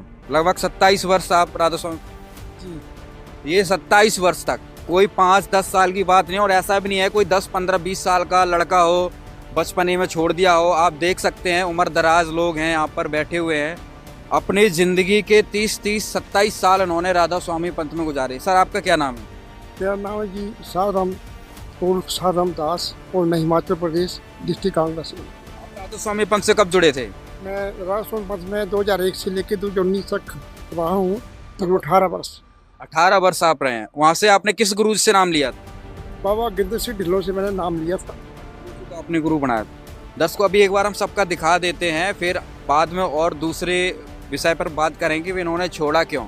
अभी आपको हम बता रहे हैं वो 30 साल से वो जुड़े हुए थे, 27 साल, 18 साल। सर क्या नाम है आप? मेरा नाम कश्मीर सिंह है, मैं हिमाचल से हूँ, डिस्ट्रिक्ट कांगड़ा तहसील बैंगलोर। राधा स्वामी पंथ में आप कब जुड़े थे, किस सन में जुड़े थे? राधा स्वामी पंथ में मैं 22 अक्टूबर 1980 को जुड़ा था। 1980। कितने वर्ष रहे हैं आप राधा स्वामी पंथ? 39 वर्ष। 39। सर देखकर हैरान हो गए कि इन्होंने 39 साल राधा स्वामी पंथ में गुजारे और आखिर में संत रामपाल जी महाराज जी से नाम दीक्षा ली। कुछ पीछे भी बैठे हुए, इनसे भी हम बातचीत करेंगे। हाँ सर क्या नाम है आपका? मेरा नाम ललित कुमार है ना, मैं दिल्ली से हूँ। राधा स्वामी कब ज्वाइन किया था आपने? मेरे फादर ने संत कृपाल जी से नाम लिया था देहरादून में, तो इसलिए बचपन से ही हम एक से राधा स्वामी थे। आप दिल्ली वाली शाखा से जुड़े थे राधा स्वामी पंथ? जी जी। कितने वर्ष आपने लगभग गुजारे राधा स्वामी पंथ में? मैंने संत कृपाल सिंह जी के जो शिष्य थे ठाकर सिंह जी से, उनसे 1996 में मैंने नाम लिया था, और सन 2005 में मैं उन्हें संत रामपाल जी महाराज से दीक्षित हुआ था। लेकिन आप कह रहे हैं बचपन से ही जुड़े थे? हाँ, जैसे कोई एक देखता है कि जैसे उनका गुरु के प्रति भाव बनता है, सत्संग होता है, क्योंकि बचपन से ही जा रहे थे। 2005। कितने वर्ष आपने गुजारे वहाँ पे लगभग? मान के चलिए 30 साल। 30 साल ललित जी ने अपने जीवन के राधा स्वामी पंथ में गुजारे। हमारे साथ कुछ माताएं बहनें भी, इनसे भी हम बातचीत करेंगे। आपने राधा स्वामी पंथ कब ज्वाइन किया था? 1995। 1995 में। कितने साल आप राधा स्वामी पंथ में रहे? 18 साल। हाँ जी। हमारे जो दर्शक देख रहे हैं, हमारा प्रोग्राम देख रहे हैं, उनको कहीं ऐसा ना लगे कि भाई इन्होंने अपने लोग बिठा रखे हैं, राधा स्वामी पंथ में नहीं थे। तो आप वहाँ पे कुछ और जानकारी दीजिए, वहाँ पे क्या करते थे, क्या क्या सेवाएं करते थे, क्या आप वहाँ की जानकारी देंगे? वहाँ पे हम सभी सेवा करते थे, जैसे खेतों की सेवा होती थी, खेतों की सेवा में जाते थे, नर्सरी की सेवा में जाते थे। किस शाखा से जुड़े थे आप? राधा स्वामी से। ब्यास में वहीं जाते थे, वहीं सेवा करते थे? क्या क्या सेवाएं करते थे आप? हम कई सेवा करते, जैसे स्टेशन पे सेवा लगती थी हमारी सफाई की, वहाँ करते थे। हॉस्पिटलों में लगती थी, और जैसे पंडाल वगैरह जैसा सत्संग होता था उसकी लिपाई करते थे, बर्तनों की करते थे। हम जाते ही रहते थे सेवा पे। वहाँ पे कोई आपको पद कुछ ऐसा मिला था? क्या क्या उपाधि कोई मिली थी? हम पक्के सेवादार थे वहाँ पे। हाँ जी। कितने साल तक आपने वहाँ पक्के सेवादार के रूप में सेवाएं की? तो तभी से ही सेवा कर रहे थे, 18 साल से ही। हाँ। फिर आपने अचानक छोड़ा क्यों राधा स्वामी पंथ? वहाँ पे तो बहुत दुनिया भर के लोग जुड़े हुए, लाखों करोड़ों लोग जुड़े हुए, विदेशों में तक भी फैला हुआ। आपने फिर क्यों छोड़ दिया? बस हमें पता लग गया जी भी ये लोक लाज में दुनिया यहाँ पे जुड़ी हुई है, यहाँ पे कोई लाभ फायदा है नहीं। वहाँ मोक्ष नहीं था कोई भी, वहाँ पे तो लोक लाज की उससे जुड़े हुए हैं सभी लोग। वहाँ कुछ नहीं है ऐसा, सब वहाँ पे लुट्टू छोटू बैठे हुए हैं, कुछ नहीं है वहाँ। तो क्या परेशानियाँ थी जब 18 साल वहाँ पे रहे, संत रामपाल जी से जुड़े? फिर परेशानियाँ तो यही थी, जितने टाइम से हम भक्ति कर रहे थे और सेवा भी कर रहे थे, कोई लाभ फायदा नहीं मिल रहा था हमें। उधर हम सेवा करते करते और ज़्यादा परेशानियाँ पैदा हो गई थी। हमारा बच्चा बीमार हो गया था, मेरा बेटा था वो बीमार हो गया था, मैं खुद भी बीमार हो गई थी, मेरे घुटने ख़राब हो गए थे भक्ति कर करके। जैसे बैठते थे हम 2.5 घंटे, तो घुटने बिल्कुल ही ख़राब हो गए थे, चल नहीं पाती थी मैं, बड़ी मुश्किल से चल पाती थी, बिल्कुल ही लाचार हो गई थी। बस फिर हमें ये लगा भी ना इधर कुछ नहीं है। हाँ जी। बस फिर इधर से मेरे पति ने लिया था, जब यहाँ गुरुजी आए थे 2002 में कैथल नाम, तो फिर उस पहले हमें बोलते भी थे भी ले लो, तुम भी ले लो, हम ले नहीं रहे थे, लोक लाज में फंसे हुए थे हम भी। फिर भी हम कहते थे नहीं हमने नहीं लेना, हमने इधर ही रहना है। फिर इधर मेरी सिस्टर आई थी, मेरी नंद की बेटी की रमैनी थी बरवाला में, उन्होंने ले लिया, उसके बाद फिर हमने भी ले लिया ना। हाँ, रामपाल जी से नाम लेने के बाद आपको क्या एहसास हुआ? संत रामपाल जी के नाम लेने के बाद तो हमें बहुत ज़्यादा फ़ायदा हुआ है जी, बहुत ज़्यादा फ़ायदा हुआ। क्या क्या फ़ायदे गिनाऊं। मेरा बेटा ठीक हो गया जो उनको थायराइड की बीमारी थी, मैं खुद भी ठीक हो गई जो मेरे घुटने इतने ख़राब थे, और परिवार में बहुत ज़्यादा लाभ फायदे हो गए। जो हम इतने 15 मेंबर थे नहीं जुड़े हुए थे, कल मेरे पति ने ले रखा था और 1 महीने में 2014 में हम सभी जुड़ गए थे। आज जो आपके वहाँ पे साथ में जो सेवादार करते होंगे, सेवादार नहीं होंगे, तो आप उनको क्या कहना चाहेंगे जो आज भी राधा स्वामी में जुड़े हुए हैं? मैं तो यही कहना चाहूँगी जी भी आप अपना मोक्ष करवाओ और इधर आओ संत रामपाल जी की शरण में। ये सच्चे गुरु हैं, यही मोक्ष करवाएंगे, इनकी भक्ति से मोक्ष होंगे। वहाँ पे कुछ नहीं है, लोक लाज है वहाँ पे। वहाँ के भक्ति से मोक्ष हो ही नहीं सकता, वो नकली भक्ति है। इधर आएंगे तो मोक्ष होएगा, उधर कुछ नहीं है। तो दर्शकों, आपने सुना 18 साल राधा स्वामी पंथ में गुजारे, परमात्मा को मानकर उनकी पूजा की, सारा जीवन उनके वहाँ पे पक्का सेवादार बन के वहाँ पे उन्होंने 18 साल अपने गुजारे हैं। बाद में जब कुछ फ़ायदा नहीं हुआ, पूरी तरीके से बर्बाद हो गए, शरीर खराब हो गया, घुटने काम करने बंद कर गए, जब संत रामपाल जी महाराज की शरण में आप स्वस्थ हैं। अब बाकी के लोग भी हैं जो छोड़ कर आए, आपको उनसे कारण जानते हैं कि उन्होंने राधा स्वामी पंथ को क्यों छोड़ा। सर, आप तो 30 साल तक वहाँ पे रहे, तो फिर क्यों छोड़ दिया अचानक? आप 30 साल तक रहना, कोई बच्चों वाला कोई ऐसा तो नहीं किसी ने आँख पे पट्टी बांध रखी थी आपके?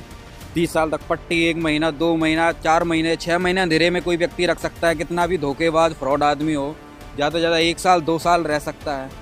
आप 30 साल तक एक राधा स्वामी अंधकूप में रहे, तो क्या कारण था? अचानक कैसे जागे? उस समय क्या था कि वहाँ तो हम पहले बचपन से ही लगे हुए थे, तो हमारे दिल दिमाग में राधा स्वामी पंथ ही छाए हुए थे, उनके गुरु छाए हुए थे। फिर बाद में अचानक हमारे को जब 2003 के आसपास का समय आया, तो हमें रामपाल जी महाराज का ज्ञान सुनने को मिला, उनकी कोई पुस्तक पढ़ने को मिली।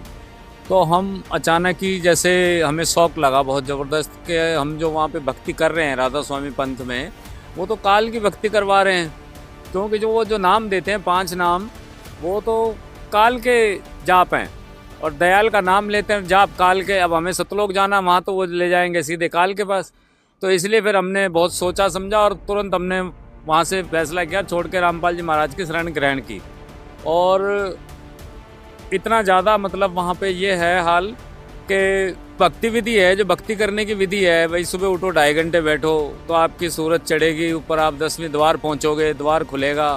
वो 2.5 घंटे बैठने का रिजल्ट क्या होता है कि वहाँ के जो अनुयायी हैं बेचारे 40-40 साल लगे हुए हैं, 50-50 साल से, होता क्या है उनके बैठने से उनके घुटने और पैरों में है ना लकवे की वो हो जाती है शिकायत, और वो वहाँ पे कंप्लेंट करते हैं जी हमारे दर्द हो रहा है, पैरों में दुख रहे हैं, गोडे दुख रहे हैं, पैर दर्द कर रहे हैं, चला नहीं जा रहा। तो वो कहते हैं आपकी तो सूरज चढ़ रही है, आपको तो खुश होना चाहिए। और जबकि वो पैर जो हैं बेचारे, वो पैर, उनके बेचारों के पैर जो हैं वो लकवे की ओर जा रहे होते हैं। और वो ऐसे कई हमने देखे हैं सत्संगी जो बाद में उनका बुढ़ापा बहुत ही बुरा बीतता है, हार्ट पेशेंट वो बनते हैं। और वहाँ पे वो जाके कोई अरदास करते हैं, बोलते हैं, तो उनके वहाँ पे गुरुजी की तरफ से एक ही जवाब आता है, ये तो कर्म है, ये तो भुगतने ही पड़ेंगे। जो अभी डिस्कस हुआ है कर्म तो वो हमारे साथ राधा स्वामी के लोग भी जुड़े हुए हैं, इनसे भी अभी बातचीत करेंगे। भाई ये लोग इतने साल छोड़ कर आ चुके हैं, राधा पंथ से जुड़े हैं, तो क्या इन लोगों को इस चीज़ का एहसास नहीं हुआ कि भाई राधा स्वामी पंथ में जो भक्ति क्रियाएँ चल रही है वो सही है? सर, आपने क्यों छोड़ा था? राधा स्वामी पंथ हमने अपने इसलिए छोड़ा कि ये मुक्ति का जो है दरवाज़ा और मुक्ति पाने का जो आखिरी जो सीढ़ी थी वो 10वां द्वार ही बताते थे। लेकिन जब हमने बीच में मौका मिला संत रामपाल जी महाराज जी सत्संग का तथा कबीर साहब की किताबें पढ़ने का, तो वहाँ 12वां द्वार बताते थे। तो हमने 12वें द्वार के बारे में इनसे काफ़ी पूछा किताबें, तो उन्होंने कहा नहीं 12वां नहीं, हमारा 10वां है, 10वें से आपकी मुक्ति होगी। उसके बाद जब संत रामपाल जी का सत्संग सुना तो उसमें अन्य उपासनाएँ बहुत थी, जो वहाँ कोई रोक टोक नहीं थी। जैसे कि 12वां द्वार की कोई जानकारी राधा स्वामी पंथ में नहीं थी। राधा स्वामी में 12वें द्वार की कोई जानकारी नहीं है, फाइनल उनका 10वां द्वार ही है।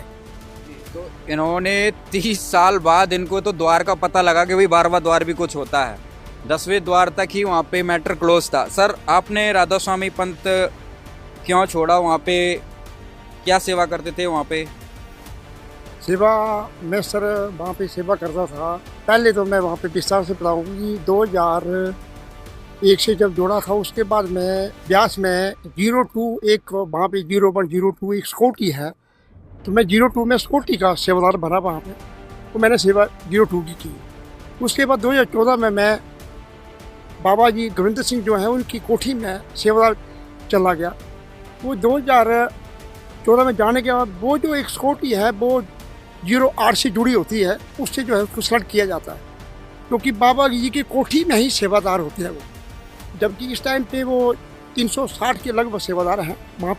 क्योंकि मैं अपना पूरा बताऊँगा ताकि पता चले कि वहाँ पे मैं था या नहीं था, वो मुझे पहचान सके। बिल्कुल सही है सर, पूरी जानकारी दीजिए। हाँ, वो जान सके, पूरे पहचान सके कि या मैं वहाँ पे था या नहीं था। जो वहाँ पे बाबा जी का गेट है, बाबा गिंद सिंह वहाँ से गाड़ी से निकलते हैं अंदर कोठी से, उस नंबर में गेट में मुझे ड्यूटी मिली थी और मैं वहाँ पे खड़ा होता था। गेट को खोलना, एक पल्ला एक ने पकड़ने, दूसरा पन्ना हम खड़े होते थे। उसके ऊपर वो गेट जो है वो परमानेंट बंद होना गया। उसके लिए क्या किया कि बंद करके उसको रिमोट से खोलना चालू कर दिया, और रिमोट से खुलता अभी। तो वहाँ पर मैं ड्यूटी करता था। 2014 से लेकर 19 तक मैं वहाँ पे रहा। बीच में जो कष्ट आई वो हमें यही पता चलता है कि ठीक है, जो आपके कष्ट हैं कोई सामने आ गए तो आपको वो दुख भुगतान करना पड़ेगा, कष्ट भुगतान करना पड़ेगा। पर 2019 में जब मेरी खुद की टांगें बैठी, पर मैं इसके बारे में एक बताना चाहूँगा, जब किसी को तकलीफ होती तो मैं सोचता था कि शायद मेरी भक्ति अच्छी होगी तो मैं भक्ति ठीक कर रहा, इनकी भक्ति कम होगी इसलिए इनको परेशानी आ रही है, इनकी टांगें बैठ रही हैं या इनको जो है तकलीफें हो रही हैं, ये बीमार इसलिए हो रहे हैं। पर जब मुझे अपनी टांगें बैठी तब मुझे एहसास हुआ कि अब तो मैं 6-6 घंटे बैठ के मेडिटेशन करता हूँ, तो 1-1 घंटा शब्द सुनता हूँ और मुझे क्या हो रहा अभी। तो मेरी टांगें इस स्थिति में आ गई कि मैं बिल्कुल सूझ नहीं होगी, मेरे में उन्हें चलना फिरना मुझे मुश्किल हो गया। तो 4-5 महीने तक मुझे ऐसी कष्ट आ गए कि मैं इसी चीज़ में फंसा रहा कि ठीक है, मेरे को जो कष्ट है वो मेरे भुगतान करना पड़ेगा। जब मेरा बिल्कुल हताहत हो गया तो 2019 की बात है, मैं 25 सितंबर को घर आया। 26 सितंबर को सुबह क्या हुआ कि एक अनुराग सागर को निकाला, उसको पढ़ने लग पड़ा मैं, जो कि ब्यास में नहीं मिलता है, वो फिरोजपुर से मंगाया था मैंने। उसमें जब देखा कि धनी धर्मदास को कबीर साहब ज्ञान दे रहे, तो उसमें एक शिष्य रचना भी है। तो यही प्रकार ऐसे गुरु मारी की रजा होगी, संतरापाल मारी की रजा होगी जो हुई बीती मेरे ऊपर। 2:15 बजे की मोबाइल मेरा पोता लेके आया, तो मैंने बोला बेटा आप क्या देख रहे हो? बोला मैं गेम देख रहा हूँ। तो मैंने बोला कि मैं भी देखता हूँ, मरता क्या ना करता, मुझे परेशानी थी। जब मैंने देखा तो क्या हुआ, कहीं वो स्क्रीन टच हो गई तो वहाँ पे गुरु जी की शिष्य रचना आ गई, भागबन शिष्य रचना भागबन। जब वो आया तो शिष्य से बोल रहे थे, तो मैंने सोचा कि ये वो शिष्य रचना है, वो अनुराग सागर में रचना, दोनों मैच कर गई। तब मेरे को शक पड़ा, एकदम मैंने सोचा भाई नहीं, ये गान गलत है, क्योंकि उसमें संतरापाल जी महाराज बोल रहे थे कि वो पाप मोक्ष सब कर सकते हैं।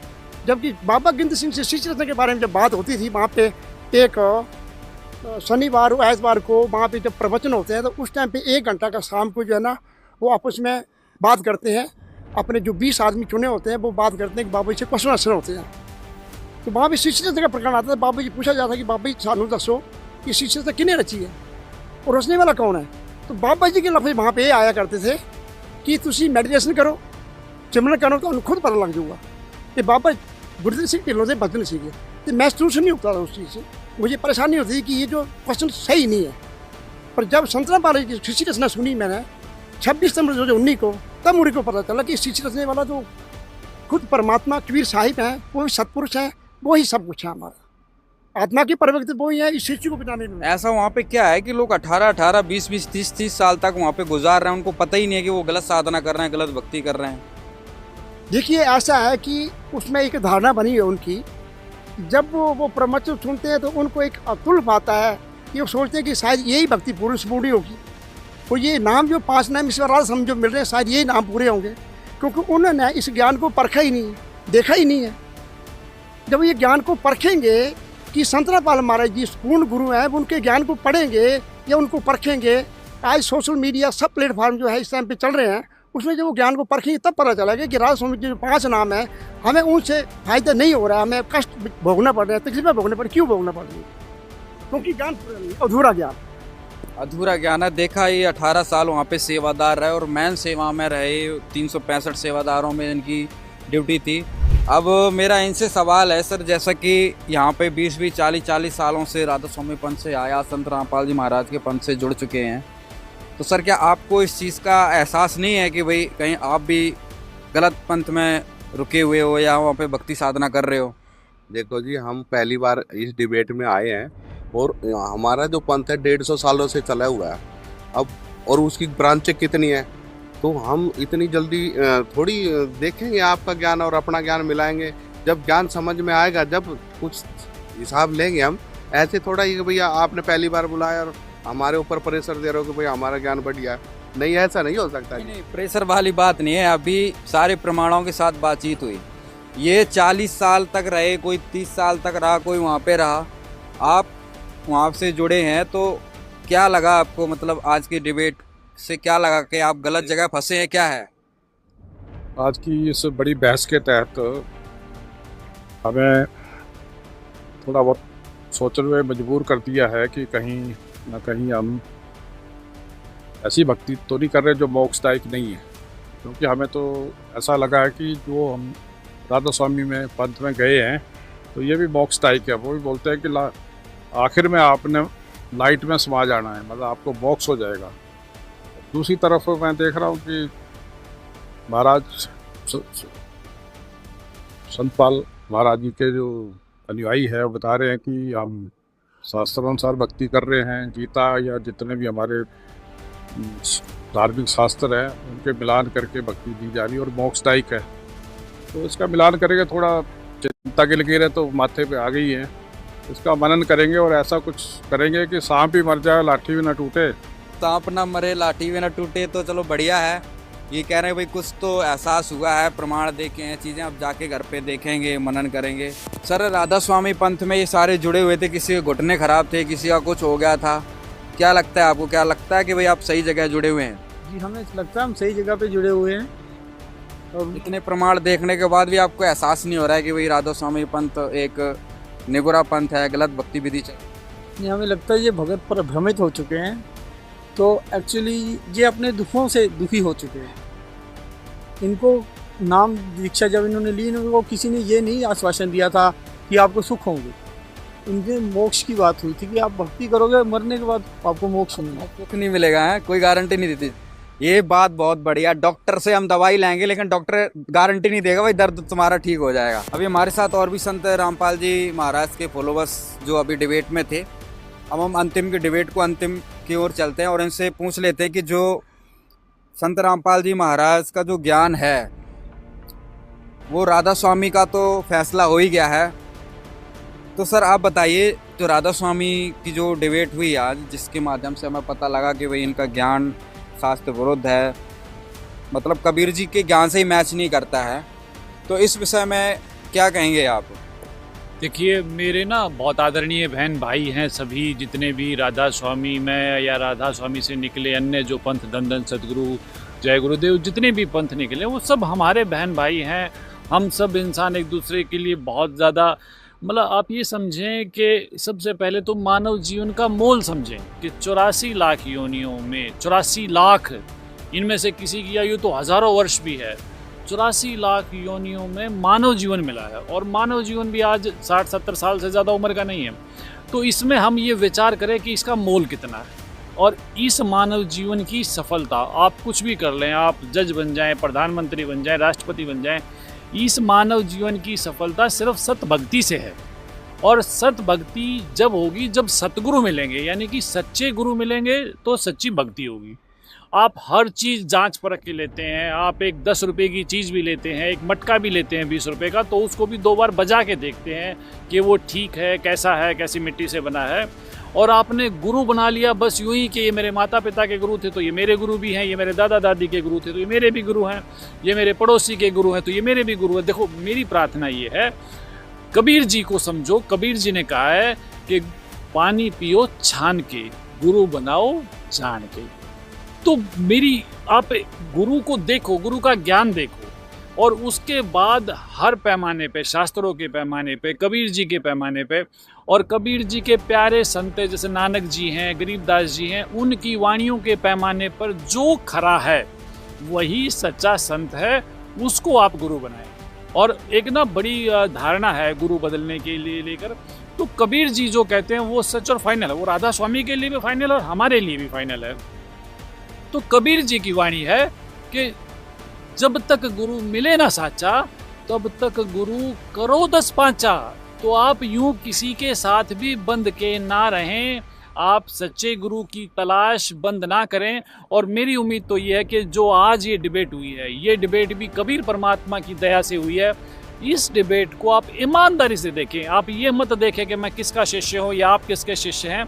इस डिबेट को ईमानदारी से देखें, तथ्य देखें, प्रमाण देखें, और निश्चित तौर पे इस डिबेट को देखने के बाद मैं 100% ये विश्वास करता हूँ कि अगर आप ईमानदार हैं तो आप तुरंत संत रामपाल जी महाराज की शरण में आके अपने जीवन को सफल करेंगे ही करेंगे। धन्यवाद जी। और भी डिबेट में संत रामपाल जी महाराज के भक्तों ने हिस्सा लिया हुआ है, उनसे भी थोड़ा विचार ले लेते हैं। आज जी क्या कहेंगे आप इस विषय में?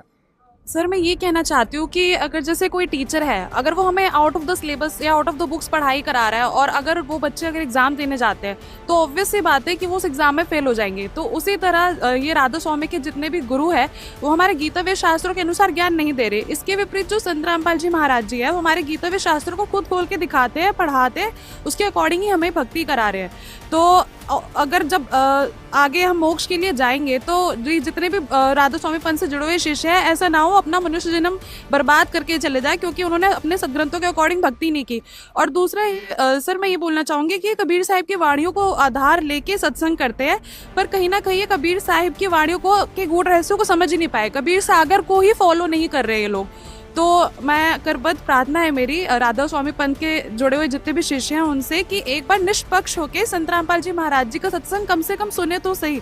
प्रॉब्लम ये है कि ये सुनना भी नहीं चाहते। कोई उनको बोल देते हैं कि संत रामपाल जी महाराज जी जो है वो ना देवी देवताओं को नहीं मानते या मतलब धर्मगुरुओं की मतलब उनको उल्टा सीधा बोलते हैं, पर ऐसा कुछ भी नहीं है। मैं उनसे प्रार्थना करना चाहती हूँ कि एक बार आप प्लीज़ एक बार एटलीस्ट सत्संग सुन के देखो गुरु जी क्या बता रहे हो, और अगर आपको समझ आ जाता है तो अपने मनुष्य जन्म को संभालो, ये बहुत कीमती है। तो दर्शकों हमने दोनों पक्षों के आपको विचार दिखाए, अब निर्णय आपको करना है, फैसला आपने करना है कि कबीर का ज्ञान सच्चा है या राधा स्वामी पंथ का। हर चीज़ का आपको यहाँ से प्रमाणित चीज़ मिली है, हर चीज़ का इन्होंने प्रमाण दिया है, पेज नंबर पुस्तक का नाम हर चीज़ दिया है। यहाँ से प्रमाण नहीं मिला, केवल बातों का जो तर्क था इन्होंने अपनी तर्क रखा जो 150 सालों से इनके गुरुओं के द्वारा बताया जा रहा था। तो दर्शकों अब फैसला आपके हाथ में है, जीवन आपका है, तो आपने निर्णय करना है किस दिशा में जाना है। बहुत बहुत धन्यवाद। आप संत रामपाल जी महाराज जी के मंगल प्रवचन संत रामपाल जी महाराज एप्लीकेशन पर भी सुन सकते हैं तथा उनके द्वारा लिखी पुस्तकें भी डाउनलोड कर सकते हैं।